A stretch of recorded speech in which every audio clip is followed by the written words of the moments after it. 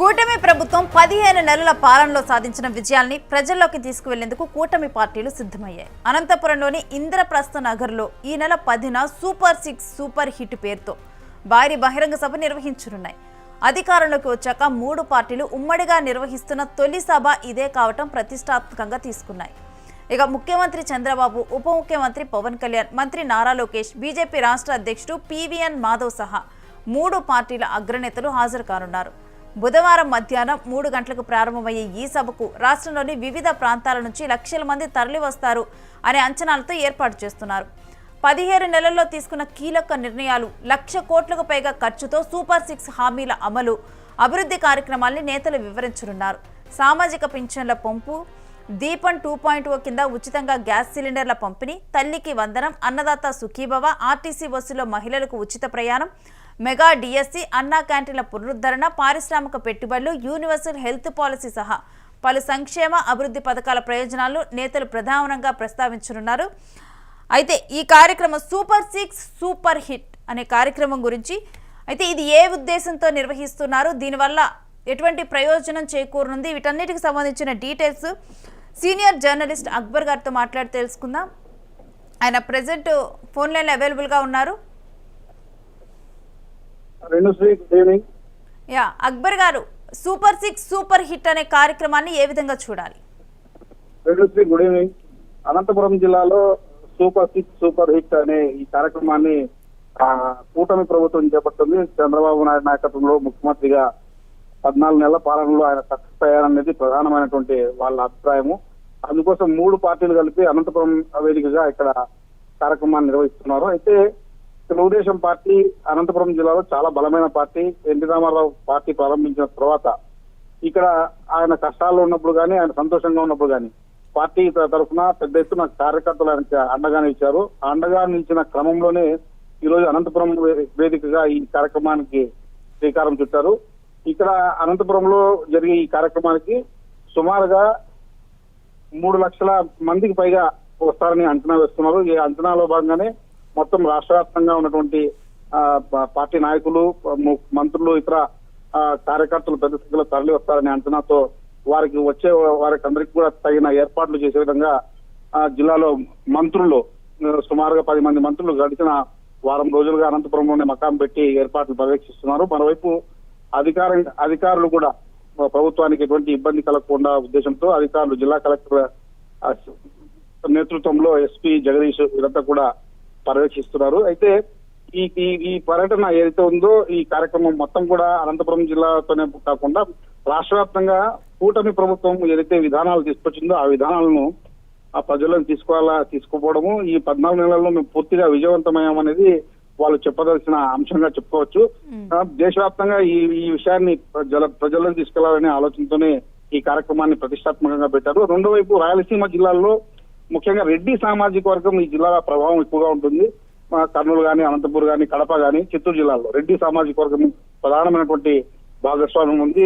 YSR Congress party తరఫున అనేక సందర్భాల్లో కూడా ఇక్కడ ఆ సామాజిక వర్గాలతో పాటు మిగతా బీసీ వర్గాలు కొంతమంది ఆ పార్టీకి సపోర్ట్ చేస్తూ వచ్చారు.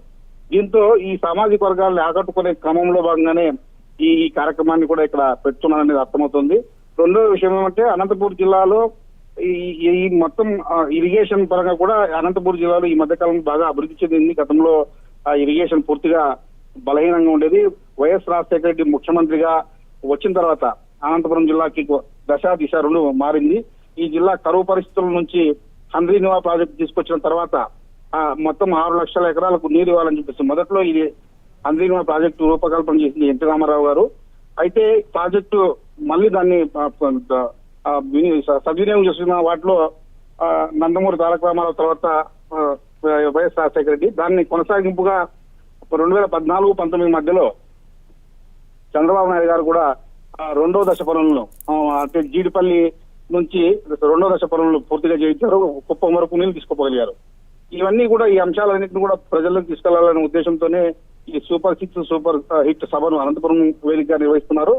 రెండో వైపు అనంతపురం ఒక హబ్ గా, అంటే ఇక్కడ కియా పరిశ్రమను తీసుకురావడం ఒకటి, రెండోది అనంతపురం కేంద్రంగా ఏవైతే పండ్ల తోటలు, ముఖ్యంగా అనంతపురం జిల్లాలో పండ్ల తోటల హబ్, ఇక్కడ ఉత్పత్తి అయ్యే పండ్లు మేలు రకమైన నాణ్యమైన పండ్లు ఉన్నాయి. ఈ పండ్ల తోటలకు సంబంధించి కూడా విదేశాలకు ఎక్స్పోర్ట్ అవుతోంది.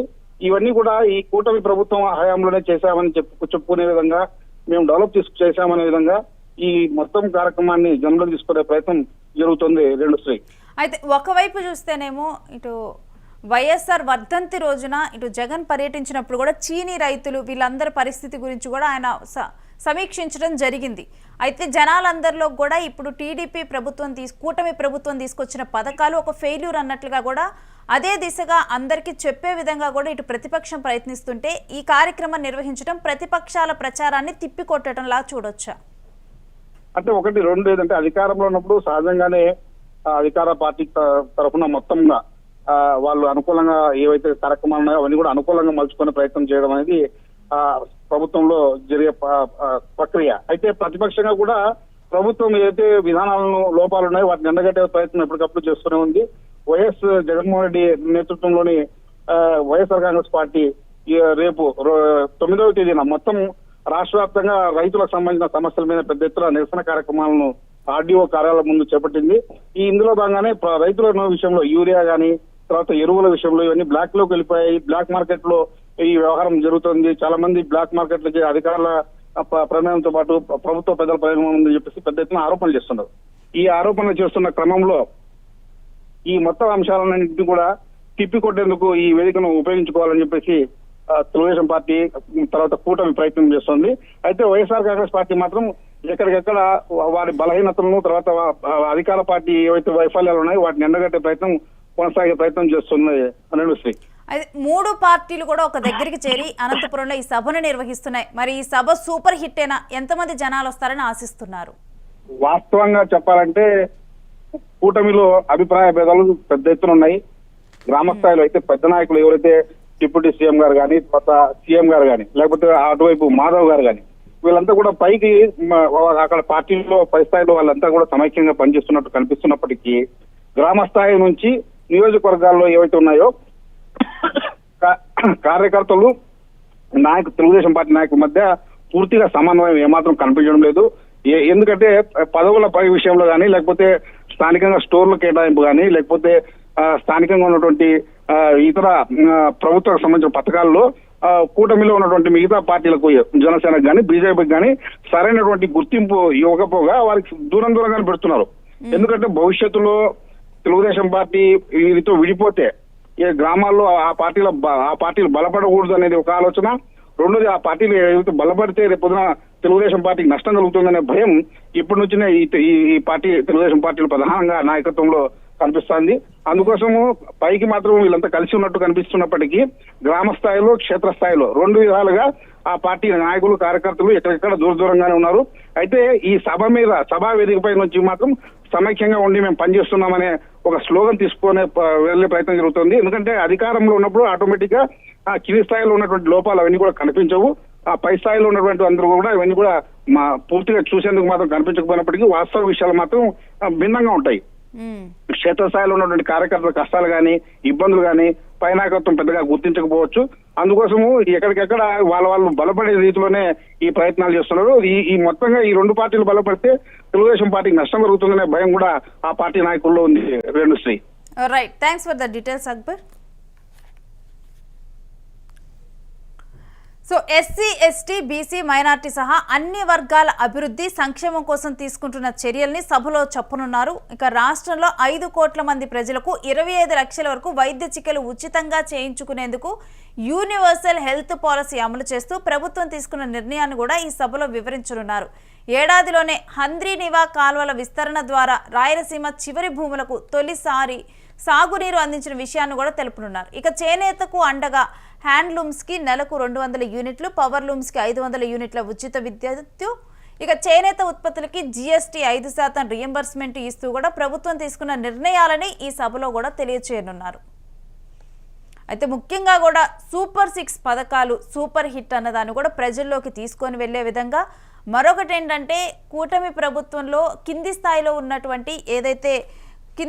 ఉన్నటువంటి దూరాలని తగ్గించే విధంగా కూడా మనమంతా ఒక్కటే అని కూడా అధినాయకత్వం చెప్పే విధంగా కూడా ఇది నిర్వహించనున్నారు. మరొకటి అనంతపురాన్నే ఎంచుకోవటం వెనుక కూడా అక్కడ పొలిటికల్ స్ట్రాటజీ కూడా ఉందని కూడా చెబుతూ ఉన్నారు. అయిన తర్వాత ఎన్నికల వాగ్దానాలు అన్నింటినీ అమలు చేశామని చెప్తూ సూపర్ 6 సూపర్ హిట్ పేరుతో అనంతపురంలో జరుగుతున్నటువంటి ఈ సమావేశం చరిత్రలో నిలిచిపోయే రకంగా జరగనుంది. గ్రామాల్లో ఇంటింటికి తిరిగి తెలుగుదేశం పార్టీ కార్యకర్తలు ఆహ్వానిస్తుంటే ప్రజలు స్వచ్ఛందంగా తమ హర్షాన్ని తెలియజేస్తూ ఉన్నారు. పెద్ద ఎత్తున విజయవంతం చేయడానికి ఈరోజు కూటమిలోని 3 పార్టీలు కూడా కలిసి పనిచేస్తూ ఉన్నాయి. జనసేన, బీజేపీ, తెలుగుదేశం పార్టీలు క్షేత్రస్థాయి నుండి పెద్ద ఎత్తున తరలి రావడానికి సిద్ధంగా ఉన్నారు. స్వచ్ఛందంగా జిల్లా ప్రజానీకం కూడా సిద్ధంగా ఉన్నారు. అందులో ఇటీవలే సూపర్ 6 హామీలతో పాటు జిల్లాకు లైఫ్ లైన్గా జీవనాడిగా నిలిచినటువంటి హంద్రీనీవా ప్రాజెక్టును ముఖ్యమంత్రి గారు 100 రోజుల్లో పూర్తి చేయడం, 100 రోజుల్లో వైడనింగ్ చేసి రెట్టింపు సామర్థ్యాన్ని తీసుకురావడంతో జిల్లా రైతాంగంలో కూడా పెద్ద ఎత్తున సంతోషం వ్యక్తమవుతూ ఉంది.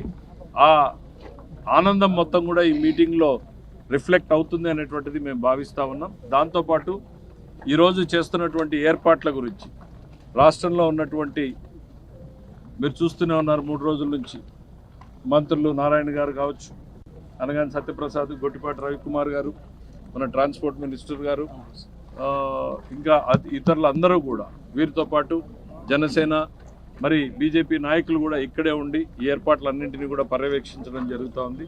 పెద్ద ఎత్తున ఏర్పాట్లు చేయడం జరిగింది. ఏ స్థాయిలో ఏర్పాట్లు ఉన్నాయి అని రెఫరెన్స్ పాయింట్ చెప్పాలి అని అంటే మొన్న జరిగినటువంటి కడప మహానాడు ఒక అద్భుతం అనుకుంటే కడప మహానాడు గ్రౌండ్కి రెట్టింపు స్థాయిలో ఇక్కడ గ్రౌండ్ సైజు ఉంది. మహానాడు గ్రౌండ్ కన్నా డబుల్ ది సైజు ఈరోజు ఏర్పాటు చేయడం జరిగింది. ఆ గ్రౌండ్ని ప్రజలు కళకళలాడే రకంగా చేయబోతున్నారు. అనంతపురం జిల్లా ఏ రకంగా తమ కృతజ్ఞతని చంద్రబాబు నాయుడు గారికి తెలియజేస్తుంది అనేటువంటిది ఈ నెల 10వ తారీఖున ప్రజలు చూడబోతున్నారు, రాష్ట్రం చూడబోతా ఉంది. ఇది ఒక కృతజ్ఞతా సభ. 3 పార్టీలు కలిపి ప్రజలకు ఇచ్చినటువంటి వాగ్దానాన్ని నెరవేర్చామని చెప్తా ఉంటే ప్రజలు సంతోషంగా పాల్గొని ఈ ప్రభుత్వం పట్ల తమ కృతజ్ఞతా భావాన్ని వ్యక్తం